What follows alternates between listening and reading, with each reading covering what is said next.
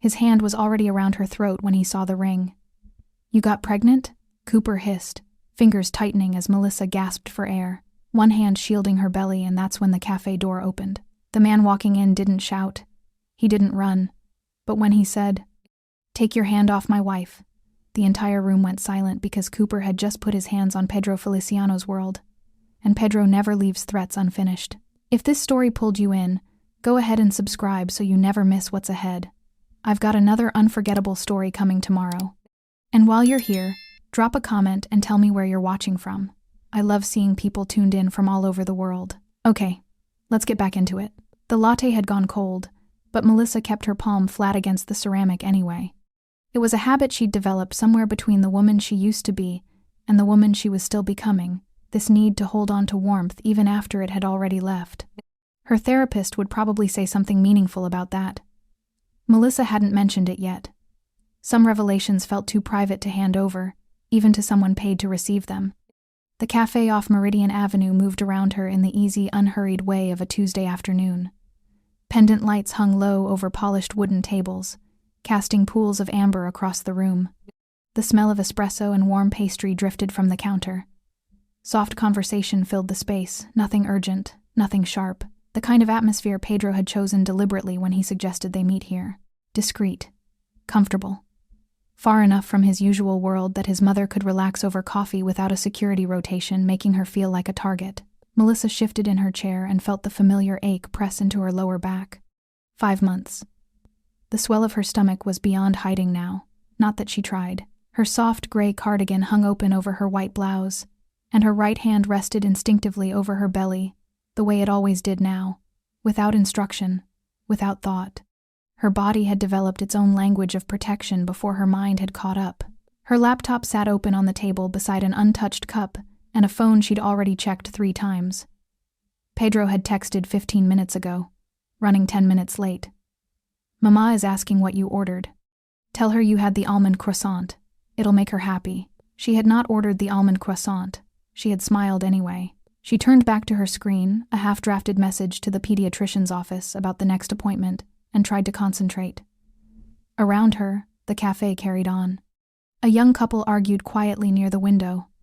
A man in the corner read a newspaper with the kind of focus only retired people manage. A child at a table by the entrance kicked his feet rhythmically against his chair while his mother scrolled her phone, unbothered. Melissa caught her reflection faintly in the dark glass of her laptop screen. Dark hair falling past her shoulders, tired eyes, but not the hollow kind, the full kind, the kind that comes from carrying something real. Her ring caught the pendant light above and threw a small glint across the table. She touched it without thinking, a reflex she hadn't managed to stop, and no longer wanted to. 8 months ago, Pedro had slid it onto her finger without ceremony, without spectacle.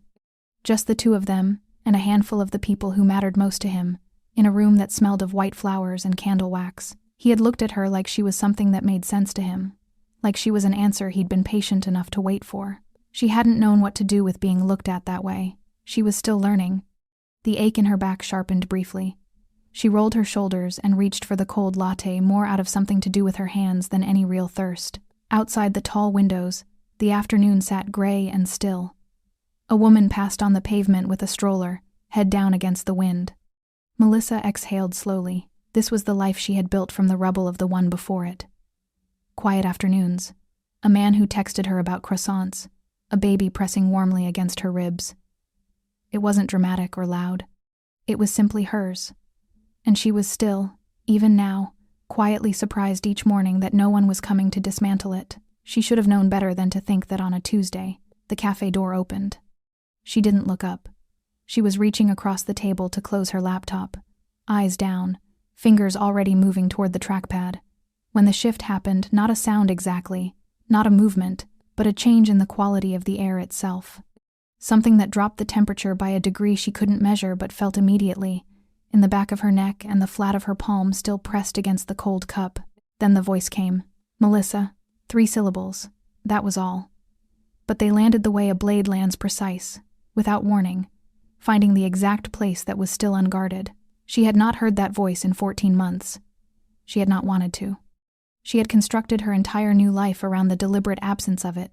New routines, new circles, A new name she wore like armor she no longer had to think about putting on, and still, in the space of a breath, every muscle in her body remembered what it had meant to be a woman who answered to Cooper Scott. She looked up slowly. He stood less than 6 feet from her table. A navy suit cut close across broad shoulders he had always kept deliberately impressive. Dark hair combed back from a clean-shaved face. He was groomed the way men are groomed when control is the point, every edge managed, every detail intentional. His eyes found her face first, then they dropped. He stared at her stomach. The cafe noise continued around them, orders called, spoons against cups, the low drift of other people's ordinary afternoons, but the space between Melissa and Cooper went completely silent. She felt the nearest table glance over and look away again. The child by the entrance stopped kicking his feet. Cooper's expression, when his gaze finally returned to hers, was not shock. Shock passes. What moved across his face was something that had already begun curdling before he'd finished processing what he was looking at. Something hot and ugly working itself up from beneath the groomed surface of him, the way it always had. His jaw tightened. His right hand, the one with the old scar across the knuckle, curled slowly at his side. "You got pregnant?" His voice was quiet, dangerously quiet. The precise register she had once learned to dread more than shouting. Melissa's hand pressed flat and firm against her belly. Her eyes did not drop. They did not fill. They held his with the steady calm of a woman who had walked through fire and come out the other side knowing exactly what fire looked like. But her pulse said something different. And somewhere beyond the tall glass panels of the entrance behind him, headlights swept slowly across the wet pavement outside. Pedro was 10 minutes away. Melissa needed 10 minutes. She was not at all certain she had them. She had spent 4 years believing the failure was hers. 4 years folding herself smaller around a man who handed her his shame and called it truth. The story of how she had arrived at this cafe, at this ring, at this child, at this life, began long before Pedro, long before the courage it took to file those papers and walk away. It began with Cooper Scott, and it would end with him too, just not the way either of them expected.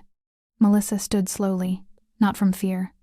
She'd made a promise to herself the day she signed the divorce papers that she would never again move quickly around Cooper Scott.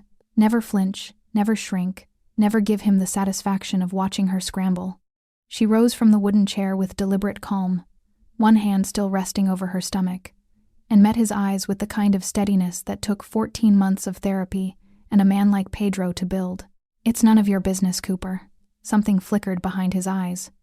He had always hated that being dismissed, being made to feel irrelevant. She had learned that too late in the marriage and just early enough to survive it. He stepped closer. "You couldn't get pregnant with me?" His voice dropped lower.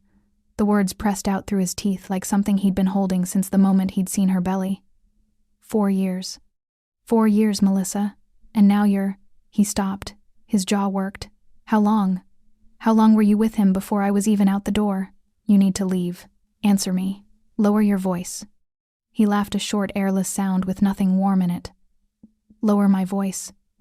He repeated it like it was the most absurd thing he'd ever heard. His eyes swept the cafe briefly, registering the faces turned toward them. And then he looked back at her, with the particular expression she remembered most clearly from the worst years. The one that said the audience didn't matter. That what happened between them existed outside the rules that applied to everyone else. He stepped closer still. Melissa held her ground. "You planned this." The words came out quietly now, which was worse. Quiet Cooper was always worse than loud Cooper. "You knew. You knew the whole time that you could get pregnant, and you let me believe. You let me think that You never got tested." Her voice was steady. "I asked you, twice. The doctors asked you. You refused." His face twisted. "You're lying." "I'm not." "You humiliated me." The words broke open on the last syllable, and for one moment she saw it, the raw, disorganized thing underneath all the tailoring and control. Not grief. Not love. Wounded pride wearing grief's clothing. "You left me and now you're carrying another man's child and you think you can sit here?" He moved before she could process it. One moment he was standing. The next his hand was around her throat. Not tight enough to cut air completely, enough to pin, enough to control, enough to drag her back to every room in the house, where he had made her feel like she was only as real as his anger allowed. He leaned down to her seated level, his face inches from hers, the navy suit jacket pulling across his shoulders with the effort of it. His other hand landed on the table with a crack that silenced the nearest tables entirely. "You think this pregnancy will last?" His voice was barely above a whisper now. "You think you'll be happy? You think you get to just walk away from 4 years and come out ahead?" Melissa's hand flew to her stomach. She couldn't get a full breath. She pressed her palm flat against her belly, a reflex, a prayer, and forced herself to keep her eyes open, keep them on his face, keep herself present in her body rather than retreating to the familiar, terrible distance she'd once used to survive moments like this. The child by the entrance had started crying. No one in the cafe moved. The specific paralysis of bystanders, that terrible collective freeze where everyone is waiting for someone else to be the first, held the room in suspension. A woman near the window had her hand over her mouth. A barista stood motionless behind the counter with a portafilter in his hand. Melissa pulled a thin breath through the pressure of Cooper's grip. She did not beg. And then the door opened. The cold air came first, a brief rush of it, sweeping through the warmth of the cafe. Then footsteps. Measured, unhurried, the kind that belonged to a man who has never needed to announce himself, because rooms have always known to pay attention. Pedro entered, black suit, no tie. The collar of his shirt open at the throat, revealing the edge of the ink that climbed his neck, dark, deliberate lines that disappeared beneath the fabric.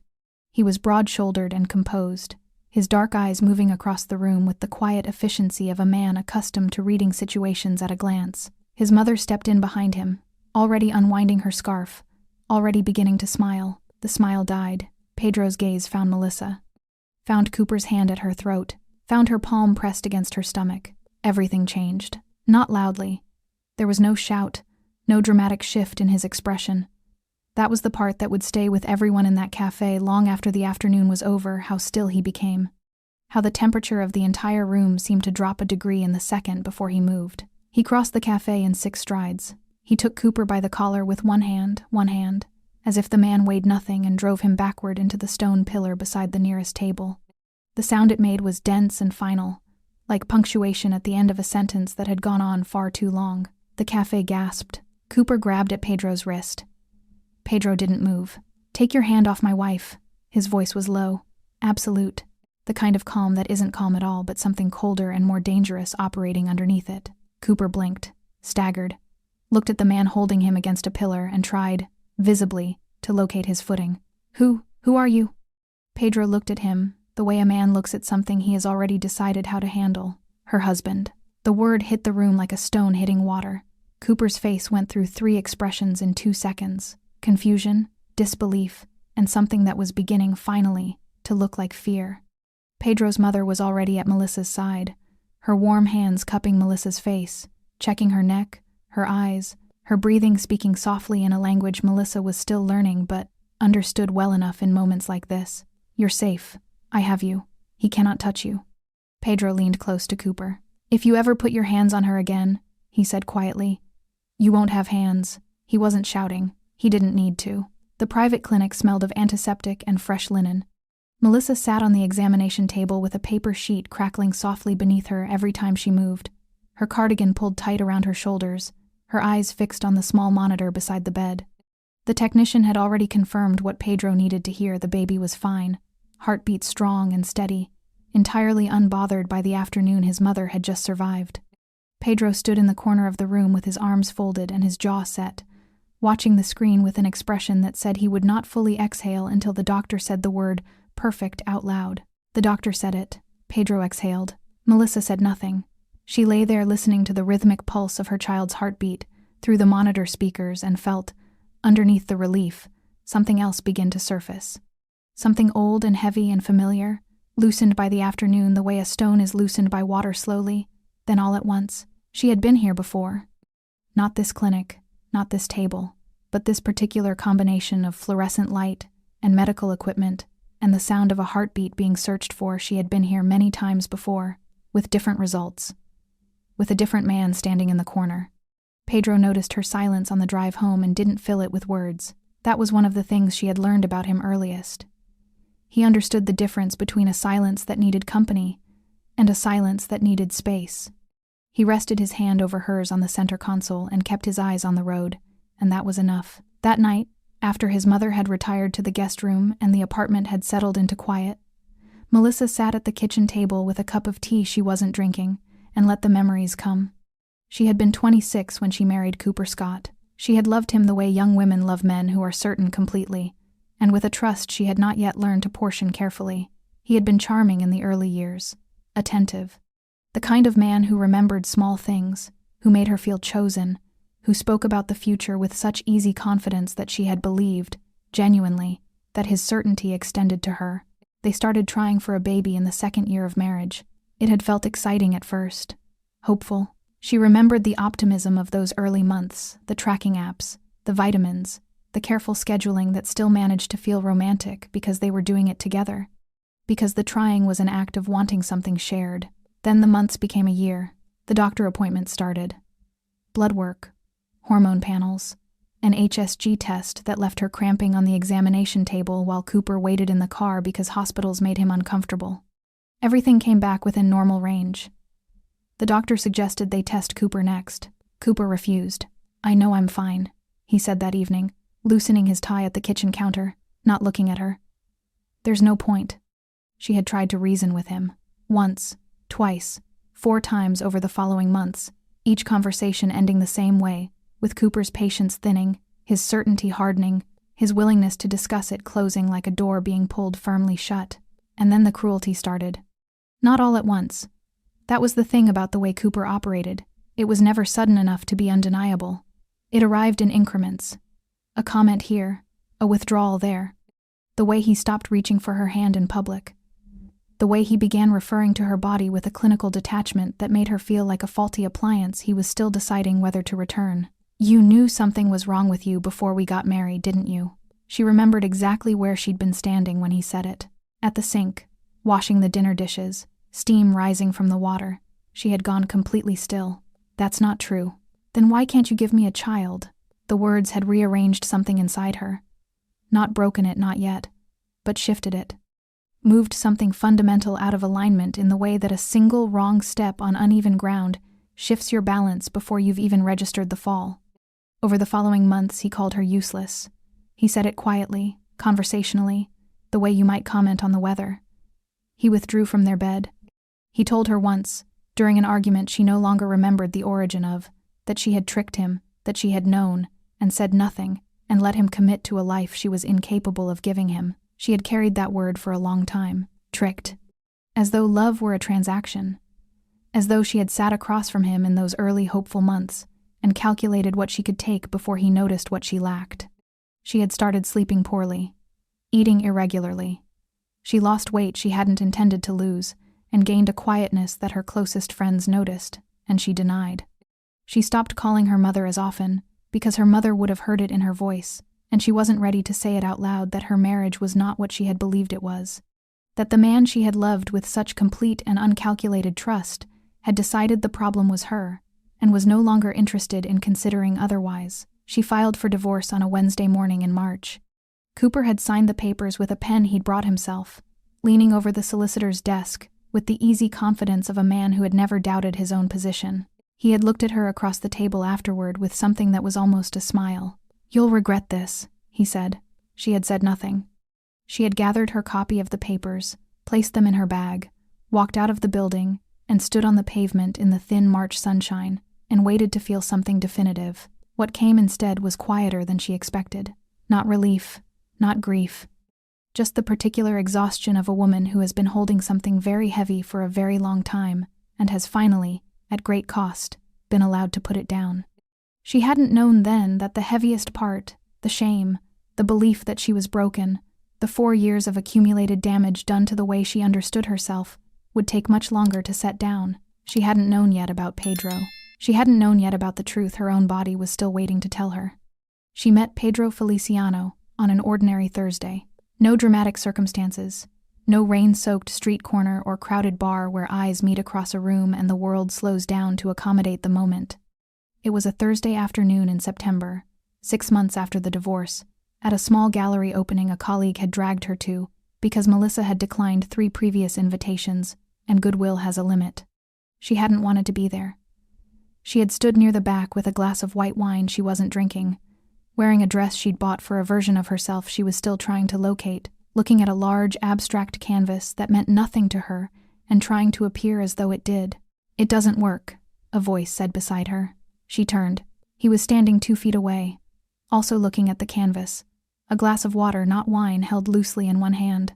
Dark suit, no tie, broad shoulders, unhurried posture. The kind of stillness that doesn't come from passivity but from a man who has long since stopped feeling the need to perform composure because it is simply what he is. She noticed the ink at his collar before she noticed his face. Dark lines climbing the side of his neck, disappearing beneath his shirt. She looked away quickly, then back. "The painting," he added, as though she'd asked. "The scale is wrong for the emotion it's trying to carry. Too wide. It dilutes it." She looked at the canvas again. "I thought it was just me," she said. He glanced at her then.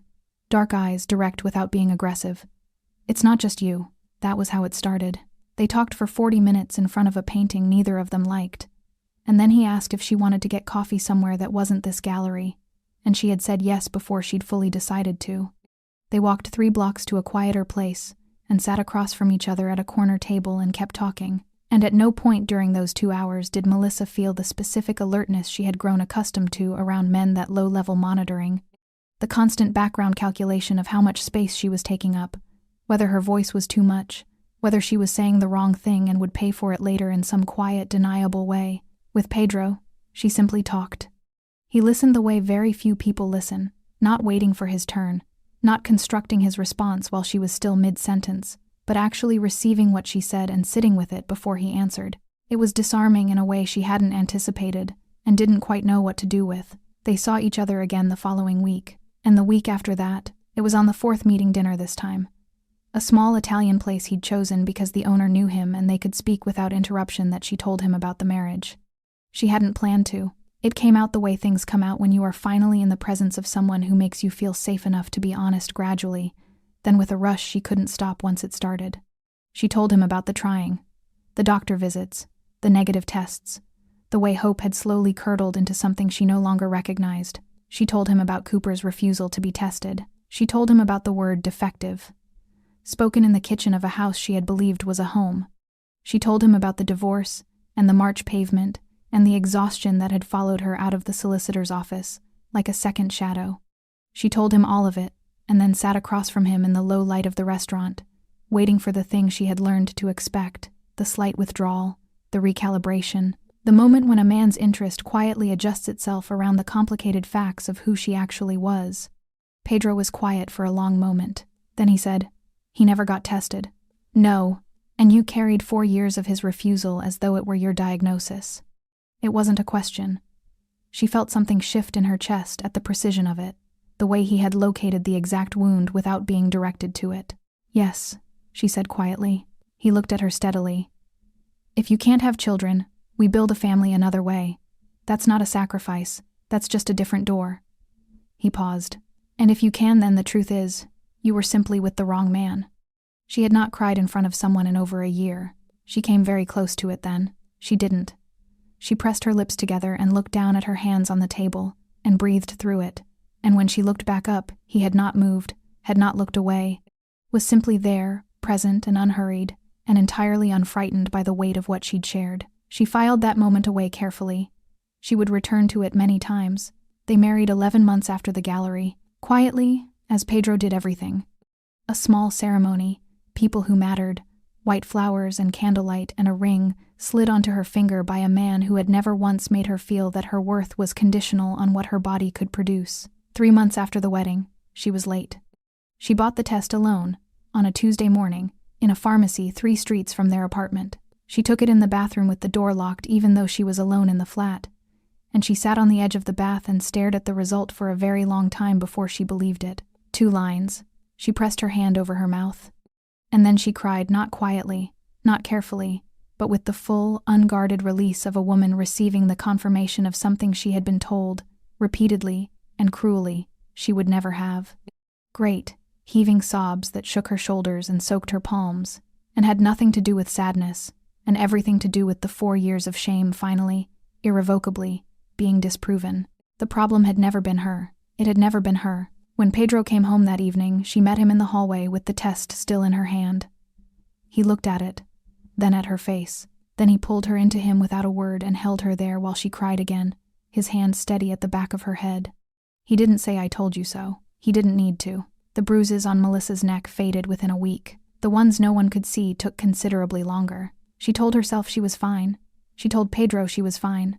She told his mother, who had extended her visit by 4 days without being asked, and had taken to appearing in the kitchen each morning with herbal tea and a particular look that required no translation, that she was absolutely fine and that everyone needed to stop watching her as though she might shatter. She was not fine. She knew it the way you know a hairline fracture, before the X-ray confirms it by the way ordinary movement suddenly costs more than it should. She would be doing something unremarkable, washing her face, or folding laundry, or sitting with her laptop in the afternoon light, and then a sound would reach her, a door closing too firmly, a raised voice from somewhere outside, and her hand would fly to her stomach before her mind had even registered the threat. Her body remembered the café. Her body was going to remember it for a long time. Pedro noticed. He said nothing directly, which was his way. He did not pry, did not push, did not require her to perform recovery on a schedule that suited him. But she caught him watching her sometimes with that particular stillness of his, the kind that meant he was measuring something, calculating quietly behind those dark eyes, and she noticed, without him mentioning it, that there was always someone outside the building now when she left, a man she didn't recognize, reading a newspaper or standing near a car with the particular quality of alertness that belonged to people paid to pay attention. She didn't ask about it. She understood what it meant. Cooper, meanwhile, had not disappeared. She had hoped naively. She understood now that the warehouse of Pedro's presence in that café would have been enough. That whatever Cooper had seen in Pedro's face when he crossed that room would have activated the basic self-preservation instinct and sent him quietly in the other direction. She had underestimated how much Cooper's pride could override his judgment. It started with mutual acquaintances. A woman they'd both known during the marriage, a friend of Cooper's wife-era social circle, sent Melissa a careful, apologetic message informing her that Cooper had been talking, telling people that the pregnancy wasn't what it appeared to be, that Melissa had been involved with someone else before the divorce was finalized, that the timeline didn't add up. Melissa read the message twice, set her phone face down on the kitchen counter, and stood there for a moment with both hands pressed flat against the cool marble. Then she picked the phone back up and replied with 2 words. "Thank you," she told Pedro that evening. He was at the kitchen table when she came in, a glass of water untouched beside a folder of papers he wasn't reading. He looked up when she entered, and something in her face made him close the folder immediately.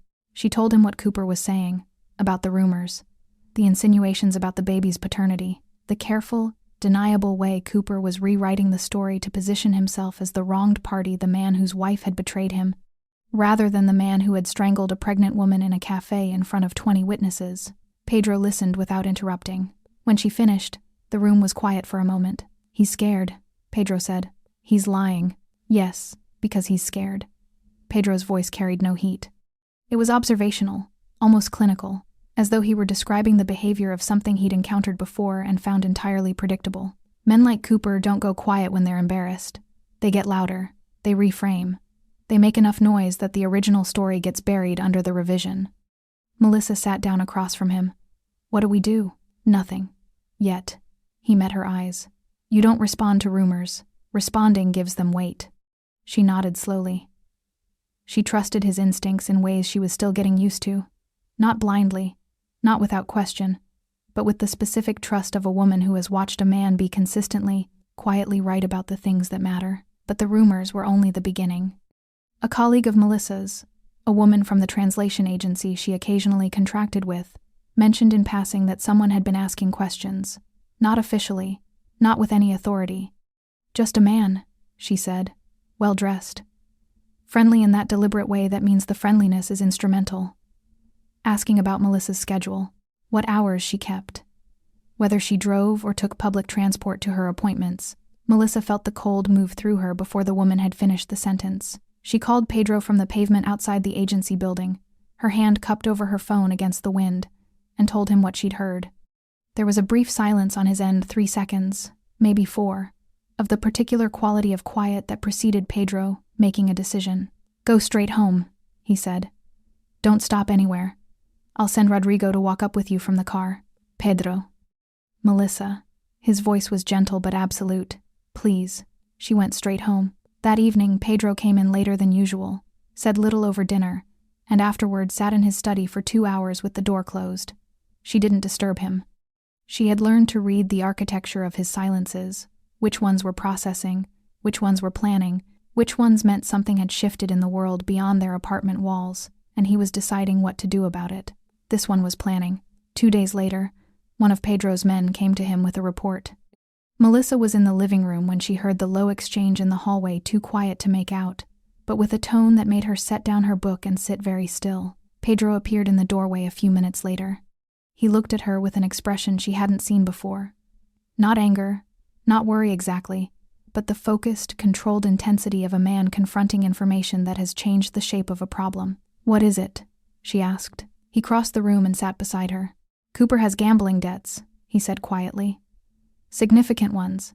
And the men he owes money to are not the kind of men who wait patiently." She stared at him. "There's more." Pedro's jaw tightened slightly. "He's been in contact with people I know. Not friends. The other kind." The room felt smaller suddenly. "The cafe wasn't just anger," Pedro said. "He was trying to provoke something, create leverage." He paused. "This wasn't random, Melissa." She felt the cold settle into her bones.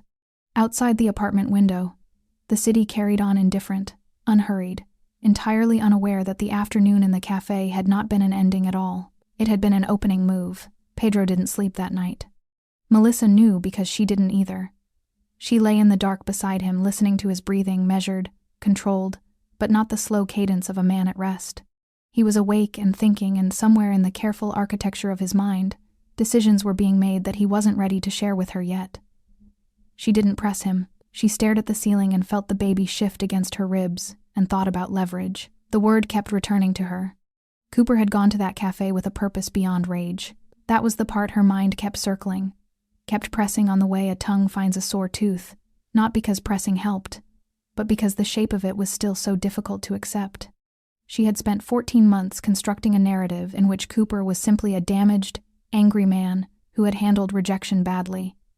A man whose cruelty was born from insecurity rather than calculation. The idea that it might be both, that a man could be genuinely wounded and genuinely predatory at the same time, sat in her chest like something she didn't yet have a word for. She fell asleep somewhere near 3 in the morning. When she woke, Pedro was already gone from the bed. She found him in the kitchen, dressed, 2 cups of coffee on the table, and his phone face down beside them. He looked up when she appeared in the doorway, and whatever he saw in her face made him pull out the chair across from him without speaking. She sat. She wrapped her hands around the cup. "Tell me everything," she said. He did. Cooper's debts, Pedro explained, were not recent.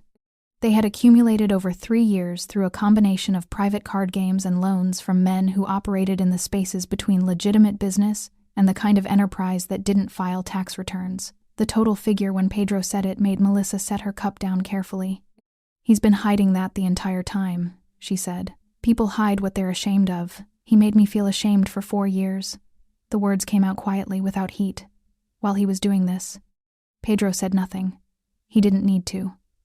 The steadiness of his gaze said everything about what he thought of that particular irony. The men Cooper owed money to had connections, lateral, indirect, deliberately obscured to a syndicate that Pedro knew well. Not allies, not enemies. The complicated middle ground that existed in his world between those 2 categories, where relationships were maintained through mutual restraint and the understanding that certain lines existed for everyone's benefit. Cooper had apparently decided those lines didn't apply to him. By approaching them, Pedro said, he was signaling that he had something to offer, something worth their investment in whatever he was planning. "Me," Melissa said flatly. Pedro's jaw tightened. "You, the pregnancy, my name." He paused. "All of it." She absorbed that. She sat with it the way she had learned to sit with difficult things, without rushing toward a reaction, without letting the feeling capsize the thought. She pressed her palm against her stomach beneath the table, feeling the warmth of her own hand against the swell of it, and breathed. "What do we do?" she asked. "We already started," he said. She looked at him. "I have people watching him. His movements, his contacts, his communications where we can access them." He said it without apology, without drama, the way someone else might describe checking a weather forecast. I needed to understand the full shape of it before I moved. She nodded slowly. She had married a man who operated in a world with its own rules, its own architecture of consequence and response. She had known that going in had asked him once, early in their relationship, whether she needed to be afraid of what he did, and he had answered her with the honesty she respected. Not of what I do, only of what I do it to. She had believed him then. She believed him now. 3 days passed. On the 4th day, 2 men were intercepted 4 blocks from the building. Pedro told her that evening, sitting across from her at the kitchen table in the same configuration that had become, she realized, the geography of every serious conversation they'd had since the café. His expression was controlled, but she had learned to read the things that lived underneath his control. The slight tension along his jaw, the quality of stillness that was different from his usual stillness, tighter, more deliberate. They were following you, he said. They've been on your route for at least 2 days. The pharmacy on Tuesday. The clinic appointment on Thursday. The clinic appointment. She felt the cold move through her in a wave. They were watching me at the clinic, she said. Yes. She pressed both hands against her stomach this time. Not a reflex, a conscious act. A deliberate claiming of the space her child occupied, as though the pressure of her palms could form a barrier between her baby and a world that had apparently decided to use him as currency. Cooper, she said. Cooper, Pedro confirmed. She looked at him. How do you know it was him? Because I asked them, Pedro said simply. She didn't ask what that had looked like. She found in that moment that she didn't need to. She found that 14 months ago, she might have been disturbed by the absence of detail, by the calm with which he delivered information that implied a significant amount of pressure had been applied to produce it. But 14 months ago, she had also believed that the failure of her marriage was biological and personal and entirely her fault. She had revised a great many beliefs since then. Cooper had hired men to follow a pregnant woman to her medical appointments. That was what he had done. She let that sit in the room between them for a moment, the full, unvarnished shape of it, stripped of context and justification, and the long history that people use to soften the edges of what they know. Then she looked at Pedro. You said you needed to understand the full shape of it before you moved, she said quietly. Do you understand it now? Pedro held her gaze. Yes, he said. She nodded once. Then do what needs to be done. She rose from the table, placed her cup in the sink, and walked to the bedroom without looking back. She heard, faintly, the sound of Pedro reaching for his phone. And somewhere across the city, a well-dressed man in a navy suit received an invitation he had not expected and could not refuse. Cooper arrived at the docks at 9 o'clock. Melissa didn't know this at the time. She was at home, sitting in the armchair by the bedroom window with a book open in her lap that she hadn't read a single page of, listening to the city settle into its nighttime register, the distant percussion of traffic, the occasional voice from the street below, the particular quality of quiet that a city produces after 10 when the urgent part of the day has finally exhausted itself. She had told Pedro to do what needed to be done. She had meant it. But sitting alone in the lamplight with her child pressing gently against her ribs, she found that meaning something and living inside the consequences of it were 2 different experiences entirely. She turned a page she hadn't read and tried to breathe evenly. Cooper had dressed for the meeting the way he dressed for everything, as though appearance were armor. Dark trousers, fitted jacket, shoes that caught the light. He had received the invitation through an intermediary. A brief and businesslike message that suggested a conversation about mutual interests and named a location and a time with the kind of quiet authority that didn't leave room for negotiation. He had told himself, on the drive over, that he still had leverage. He had told himself that Pedro Feliciano was a man like any other man, that beneath the reputation and the money and the ink climbing his throat was someone who could be reasoned with, bargained with, brought to a position of compromise if approached correctly. Cooper had always believed he was very good at approaching things correctly. He walked into the warehouse with his shoulders back and his jaw set, and he understood immediately, in the way the body understands things before the mind has finished arguing, that he had made a series of very significant miscalculations. The space was large and dim, lit by a single overhead source that created a pool of light in the center of the room and left the peripheries in shadow. The shadows were not empty. Cooper could sense rather than see the people standing in them still, unhurried, positioned with the deliberate geometry of men who had done this before and found it unremarkable. Pedro stood in the center of the light. No jacket this time. Dark shirt, sleeves pushed to the elbows, the tattoos on his forearms visible, dense, elaborate work that disappeared under the rolled fabric. He had his hands in his pockets, and his expression was the same one Cooper had seen in the cafe. Not angry, not performing menace, simply present in the particular way of a man who has already decided how everything in this room is going to proceed and is now simply waiting for the other person to catch up. Cooper stopped 6 feet from him. He opened his mouth. Pedro spoke first. "You touched my wife."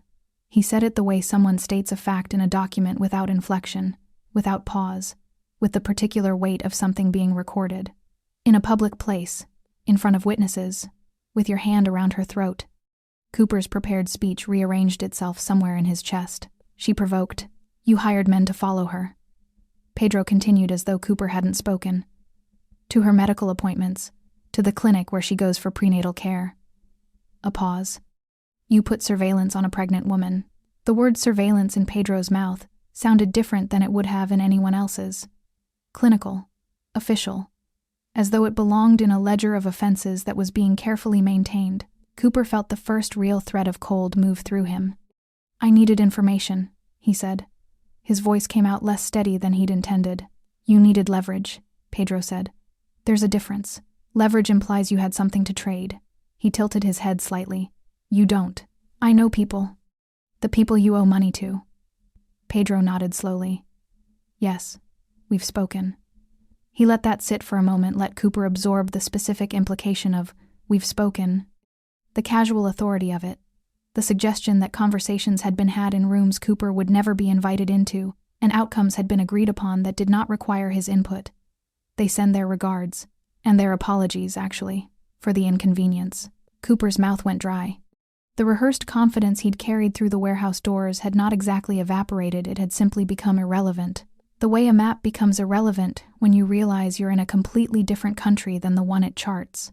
Pedro removed his hands from his pockets. He crossed the distance between them slowly, unhurried, and stopped close enough that Cooper had to resist the instinct to step back. This close, the full dimension of him was apparent, not just the physical scale, but something less quantifiable. The absolute absence of performance, a man who had nothing to prove to this room or anyone in it. "Here is what happens now," Pedro said quietly. "You signed the Meridian contracts over to my attorney, the building on Carver Street, and the stake in the logistics company." He paused. "That covers what you owe, partially." Cooper's stomach dropped. "Those are worth." "I know what they're worth. You can't just—" "Cooper," Pedro said his name simply, without sharpness. "Look around this room." Cooper looked. The shadows at the periphery had shifted slightly, not threatening, simply present. A quiet recalibration that reminded him, without a word being spoken, of the precise dimensions of his situation. He looked back at Pedro. "The assets," Pedro continued, "cover the debt and the inconvenience. What covers the rest," he held Cooper's gaze without blinking, "is that you leave. Not the neighborhood, not the city." A pause. "You leave and you don't come back. No contact, no rumors, no messages through mutual acquaintances. No more stories about my wife or my child." His voice dropped slightly on the last 2 words, not from emotion but from something more controlled than emotion. "You become someone who used to live here. That's all." Cooper stood very still. The cold that had started as a thread was now something comprehensive and complete, occupying every part of him. He wanted to argue. He wanted to remind Pedro that he had rights, that this was coercion, that none of this was legal or reasonable or proportionate. He said none of it.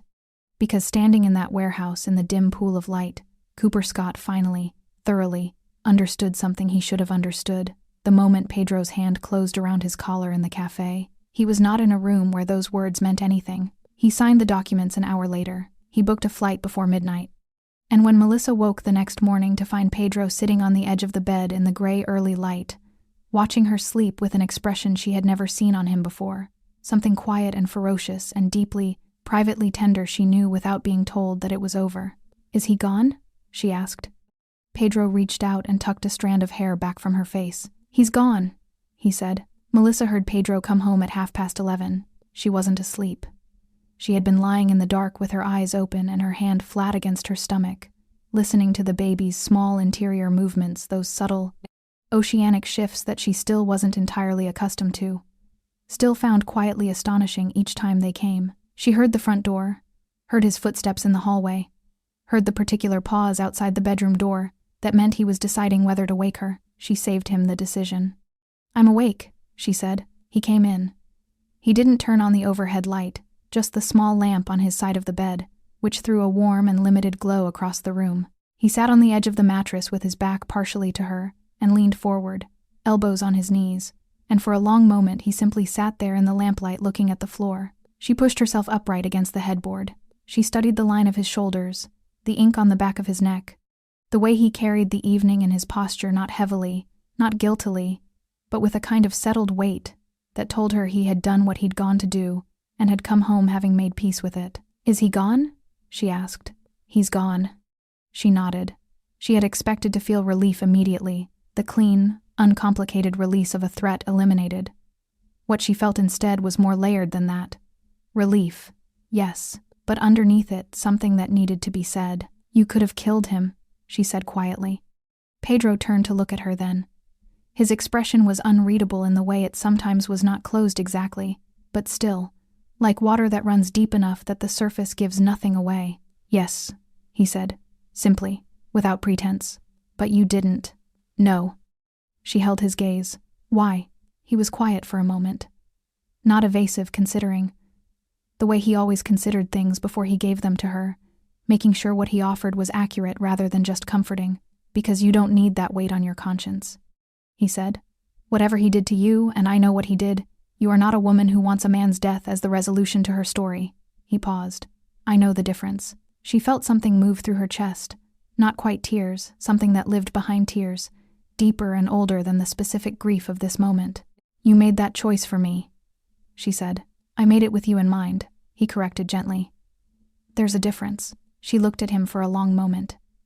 This man who moved through the world with a power she was still learning the full dimensions of, who had walked into a warehouse on her behalf and come home without blood on his hands because he had understood without being told, without being asked what she could live with and what she couldn't. She pressed her lips together, and then, quietly, she broke. Not dramatically. Not with the heaving sobs of the bathroom floor when she'd held the positive test. This was different, smaller, and somehow more profound. Tears that came slowly, without announcement, sliding down the sides of her face in the dim lamplight while she sat upright against the headboard with her hands folded in her lap, like a woman receiving something she had waited a very long time for. Pedro moved without hesitation. He crossed to her side of the bed and sat beside her and gathered her carefully, one hand at her back, one at the side of her face, with the specific tenderness of a man holding something he understands to be precious. She let herself be held. "I thought I was broken," she said into his shoulder. The words came out unguarded, stripped of the careful phrasing she usually applied to this particular wound. Raw, direct, the version of the sentence she had never quite said out loud to anyone, including herself, in exactly these words. Pedro's hand stilled against the back of her head. "I know," he said. 4 years. She pulled back slightly to look at him. Her voice was steady now, or trying to be. 4 years I believed him. I genuinely believed that I was the problem, that there was something fundamentally insufficient about me. She shook her head slowly. I rebuilt my entire understanding of myself around a lie a man told me, because he was too proud to walk into a clinic and give a sample. Pedro looked at her with those dark eyes that saw through the surface of things. "You were not broken," he said. "You were with the wrong man." He held her face in both hands with the careful, unhurried attention of someone who wanted to make sure every word landed where it was meant to. There is a profound difference between those two things. And I need you to understand that, not because I'm telling you, but because it's true, because your body proved it, because that child, he moved one hand gently to her stomach, is proof, not of what you lacked, of what you always had. She covered his hand with hers. The tears came again. She didn't fight them this time. She let them run their course in the warm and private quiet of their bedroom, held against a man who had chosen consistently, deliberately, from the very beginning to see her clearly. This was the thing about Pedro that she had struggled, early on, to fully trust. Not his power, not his world, but his consistency. The fact that he had never once wavered in the way he saw her. She had been waiting, in those early months, for the adjustment for the moment, when the reality of who she was caught up with the version of her he seemed to believe in, and he recalibrated accordingly, withdrew, Revised. The revision never came. She understood now that it wasn't coming. She pulled back eventually, and wiped her face with the back of her hand, and exhaled the long, slow exhale of a woman releasing something she had been holding for years. Not all of it, these things don't leave entirely in a single night, but enough. Enough that the space where the shame had lived felt different. Lighter. Like a room after the windows have been opened. He used to say I tricked him, she said quietly. Pedro's expression shifted, something tightened briefly in his jaw. Into the marriage, she continued. He said I must have known I couldn't conceive and let him commit anyway. Like I had calculated something. Like love was a scheme I'd run on him. Pedro was quiet for a moment. He said that, he said, because it was the only version of the story where he wasn't responsible for anything. He paused. It had nothing to do with you. It never did. It was entirely about him. She nodded slowly. She knew that. She had known it intellectually for some time. But there is a distance between knowing a thing and feeling it land, feeling it settle into the body and become something she could carry without the weight of it dragging her sideways. Tonight, in this room, in the aftermath of everything, the cafe, the clinic, the warehouse, the years before all of it, she felt it land, completely. Finally, she leaned her head against his shoulder. The baby moved a gentle, rolling shift beneath her ribs. She smiled at the ceiling despite everything, despite all of it. He kicked, she said softly. Pedro went very still.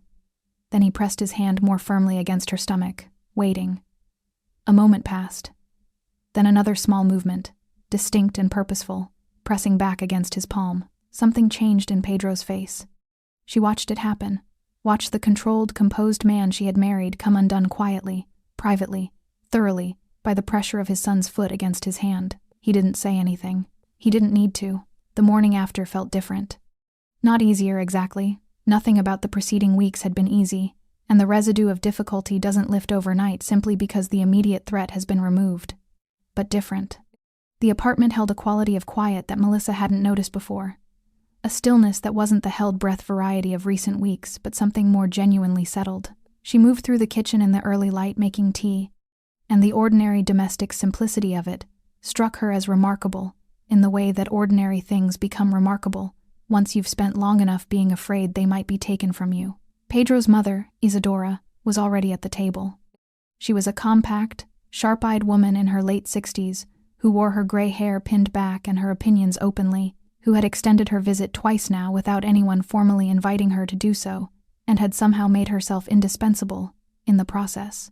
She looked up when Melissa appeared in the doorway and assessed her in the particular way she had efficiently, without embarrassment, as though she had both the right and the responsibility to determine how the people she loved were faring.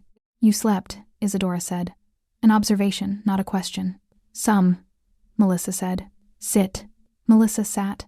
Isadora rose and produced a cup of something herbal that smelled of chamomile, and something sharper she didn't recognize, and placed it in front of her with the quiet authority of a woman who has spent decades understanding that care is most effective when it doesn't ask permission. He told me, Isadora said, returning to her own chair. Not everything. He never tells me everything, but enough. Melissa wrapped both hands around the cup. And? Isadora looked at her steadily. And I think you're stronger than you believe yourself to be. I also think, she paused in that deliberate way she had, choosing words with the precision of someone to whom language had always mattered, that you've been measuring your strength by how much you could endure, rather than by what you've built. Melissa looked at her. There's a difference, Isadora added. Pedro says that, Melissa said quietly, that there's a difference. He learned it from somewhere. The older woman's expression softened into something that wasn't quite a smile but lived close to it. Melissa had come to understand Pedro's world gradually, in the way you come to understand a complex piece of music, not all at once, not through explanation, but through repeated exposure until the structure beneath the surface becomes audible. She had known from the beginning that he was powerful. She had understood, in the abstract, what that power meant and where it came from and what maintaining it required. Living inside it was different from understanding it abstractly. She had expected it to feel like pressure, like living adjacent to something dangerous that required constant awareness. She had expected to feel watched, managed, contained the way she had felt in the marriage to Cooper, where his control had been intimate and personal and dressed up as protection. Pedro's world felt nothing like that. His protection was structural rather than personal. It operated around her rather than over her. He had never once told her where she could go, who she could see, what she was permitted to think or feel or want. He had simply made sure that wherever she went, she was safe. There was a guard outside the building she had learned to nod to in the mornings. There were people whose names she didn't know, who ensured that her route to appointments was clear. It was vast and quiet, and entirely invisible when she didn't need it. And when she needed it, it was absolute. She had spent the first weeks of understanding this waiting for the condition, for the moment when the protection revealed its price, when Pedro would use what he provided as leverage over what she could become. She had been conditioned to expect that. A year of therapy, and she still flinched at the shape of it in the distance. The condition never came. She asked him once, directly. In the early months of the marriage, sitting across from him at the kitchen table in the configuration that had become the geography of their most honest conversations, whether there was something she was expected to give up. Some part of herself the marriage required her to surrender in exchange for his name and his world. He had looked at her with an expression she now recognized as the one he wore when he found a question, both fair and painful. If I wanted a woman who disappeared into my life, he said, I would have found one. I wanted you, specifically. A pause. That means I wanted everything that comes with you, including the parts that have nothing to do with me. She had believed him then. Sitting at the kitchen table with Isadora's tea warming her hands, watching the morning move through the apartment with its new, settled quality, she believed him more completely. This was what power could look like, she understood now. Not the kind that diminished, not the kind that required your smallness to maintain its size. The other kind, the kind that expanded the space around you rather than contracting it. She was still learning to inhabit that space without apology. Isadora reached across the table and placed her hand briefly over Melissa's. He chose well, the older woman said simply. Then she rose to refill her own cup, the subject apparently closed. That afternoon, Melissa walked to the window and stood looking out over the city for a long time. The streets below moved with their ordinary afternoon energy, people going somewhere, people coming back. A child on a bicycle weaving between pedestrians with the magnificent confidence of someone who has not yet learned to be afraid of the space they occupy. She pressed her palm against the window glass, cool and solid beneath her hand. Behind her, she heard Pedro come in from his study. She felt him stop when he saw her at the window, that particular quality of his attention that she had learned to sense before she could see it. He crossed the room and stood beside her, looking out at the same city, shoulder close to hers without touching. They stood like that for a while. I want to meet them properly, she said eventually. Your people, the ones who matter. Pedro looked at her. You don't have to. I know I don't have to. She turned to face him. I want to. I'm not hiding anymore. She held his gaze steadily. I'm done being a woman who makes herself small enough to fit through spaces someone else decided were the right size for her. Something shifted in Pedro's expression, something that moved behind his eyes like light moving underwater. He nodded once. Then we'll introduce you properly, he said. She turned back to the window. The city looked different from up here, she thought. It always had. But it was beginning, slowly and irrevocably, to look like something that belonged to her too. Then the first pain came, low and sharp and unmistakable. Her hand flew to her stomach. Pedro, she said. His hand was already at her back. The hospital room was very quiet.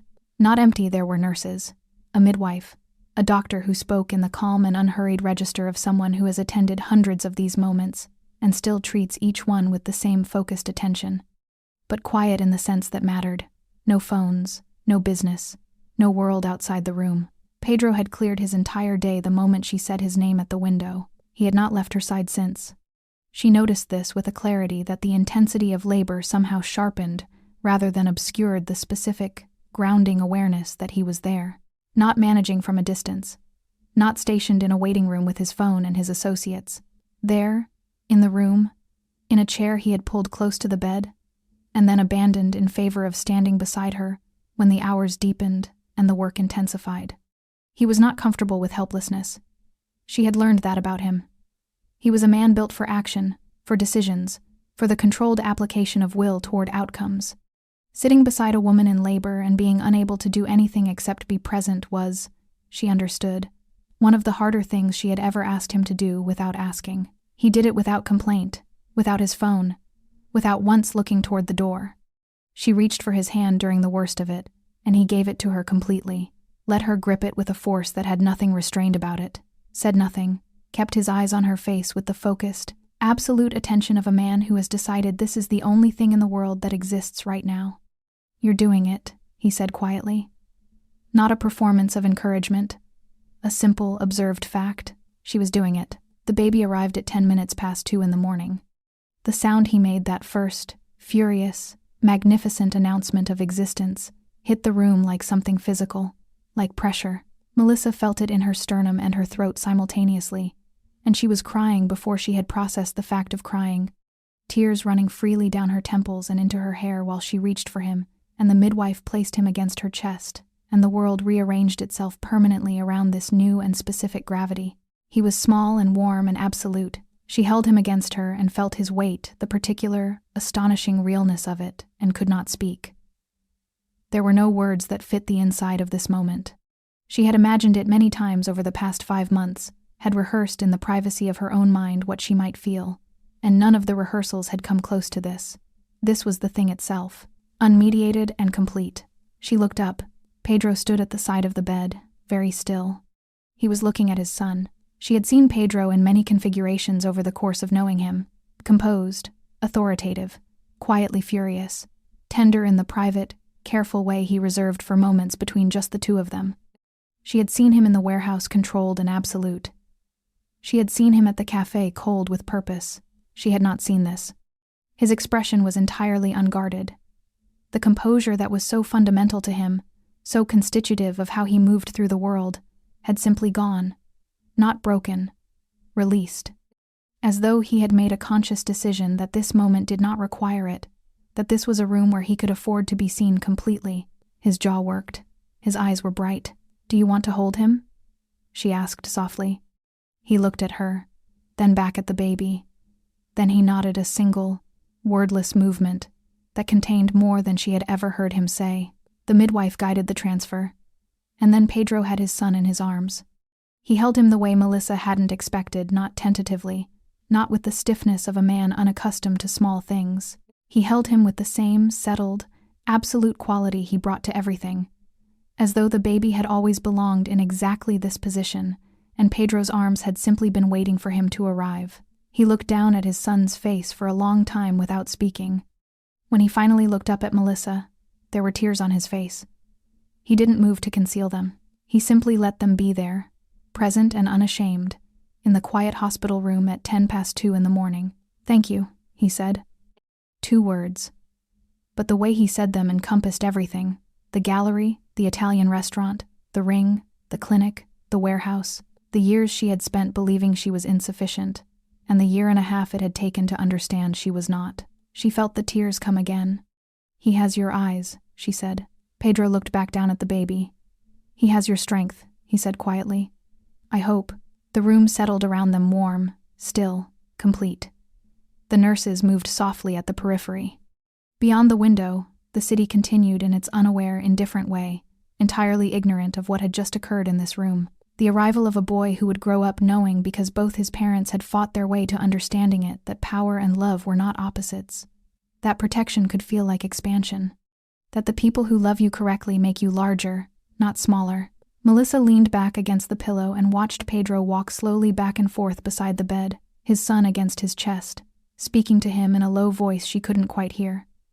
Something private. Something that belonged only to the two of them in the beginning of their knowing each other. She thought about the café, the cold latte, Cooper's hand at her throat, the word broken that she had carried so long it had started to feel like her own name. She thought about a bathroom floor and 2 lines on a test, and the sobs that had come from somewhere deeper than grief. She thought about Pedro's hand pressed against her stomach through the wall of her skin, feeling his son move for the first time. She had not escaped into this life. She had built it. From rubble, from shame, from the long and difficult work of deciding that what someone cruel had told her about herself was not the final word on who she was. Pedro turned and found her watching him. He stopped walking, looked at her across the small, quiet room with their son against his chest, and everything they had walked through between them, and said nothing, because there was nothing left that needed saying. She smiled. He smiled back fully, unguarded, The version of him that very few people in the world were permitted to see. She had been strangled in a cafe. She had been told she was broken, defective, insufficient. A woman who had tricked a man into a life she was incapable of giving him. And here, at 2:10 in the morning, she held the disproof of every word, not because a man had rescued her, because she had chosen correctly, had survived long enough to choose correctly, had walked through the right door when it finally opened, and refused to apologize for what she found on the other side. She was Melissa Feliciano, wife, mother, protected, whole. And no one not ever again would dare question her worth. Thanks for sticking with this story until the very end. You're the reason these stories feel alive. If you're ready for another powerful journey, just tap the next video on your screen. And before you go, leave a quick comment and rate this story from 1 to 10. I'm excited to read your thoughts and connect with you in the comments.